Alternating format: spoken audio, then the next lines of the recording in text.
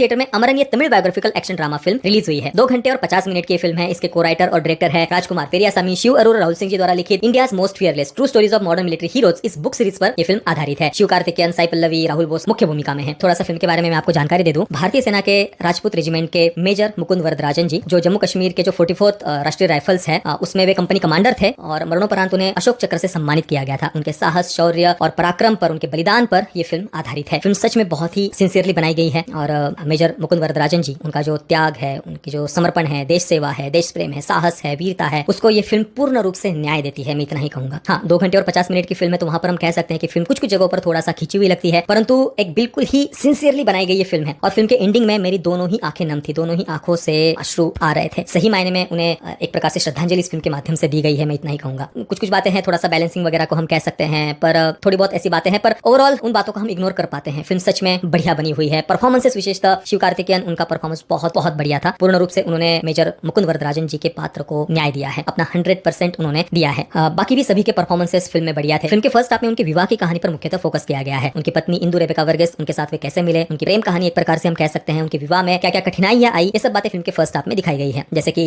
इंदु जी वे केरला से थी, क्रिश्चियन परिवार से थी, तो उनके परिवार से विवाह के लिए विरोध किया गया था, क्योंकि मुकुंद वरदराजन जी हिंदू परिवार से थे, तमिल थे, तो विवाह में शुरुआत में काफी विरोध हुआ। परंतु एक प्रकार से उनके पात्रों को इस प्रकार से दिखाया कि बाहर से वे कठोर है, परंतु अंदर से उतना ही सरल उनका स्वभाव दिखाया है। मुकुंद वरदराजन जी की माँ का बाहर से जस्ट वे अपने बेटे के सामने थोड़ा सा अपनी कठोरता वे दिखाती है, इस प्रकार से उनके पात्र को दिखाया है। तो बहुत बढ़िया तरीके से इन सब पात्रों को उन्होंने लिखा है और मुख्यतः फिल्म के फर्स्ट हाफ में उनकी विवाह की कहानी पर ही फोकस था। बीच बीच में उनका सेना में भर्ती होना, उनकी ट्रेनिंग आदि, इन बातों को भी फर्स्ट हाफ में दिखाया है। सेकंड हाफ में जाने के बाद में फिर सन 2013-14 के समय की जो जम्मू कश्मीर की ग्राउंड रियलिटी है, उसे दिखाया गया है। पत्थरबाजी हो, आतंकवादियों के जो हमले हैं, उसके विरुद्ध जो ऑपरेशंस किए जाते हैं, उसका दायित्व 44th राष्ट्रीय राइफल्स पर होता है और उसमें मेजर मुकुंद वरदराजन जी कंपनी कमांडर थे। तो ये जो अलग अलग ऑपरेशंस है, उन्हें वे किस प्रकार से लीड करते हैं, उसमें उन्हें कैसे सफलता मिलती है, ये सब बातें सेकंड हाफ में दिखाई गई है और काफी हद तक रियलिस्टिक वे में दिखाई है, पत्थरबाजी आदि। हालांकि कुछ कुछ जगहों पर, जैसे कि मैंने शुरुआत में ही कहा, कि थोड़ी बहुत बैलेंसिंग वगैरह लगती है और कुछ कुछ डायलॉग्स भी थे, एक दो जगह पर थोड़ा सा उनको अवॉइड किया जा सकता था। जैसे कि उदाहरण देना हो तो एक जगह पर ये पूछा जाता है कि कश्मीर में इतनी समस्या क्यों है, तो इसके उत्तर में एक डायलॉग है कि जिन्हें बातचीत करनी चाहिए वो नहीं कर रहे। सन 2013-14 का ये समय है और देखिए, कश्मीर की जो मूल समस्या है, उसका मूल कारण ऑब्वियसली इस्लामिक आतंकवाद है। जो आतंकवादी संगठन है, वे कश्मीर को एक इस्लामिक स्टेट बनाना चाहते हैं, तो बातचीत से वो समस्या हल होगी,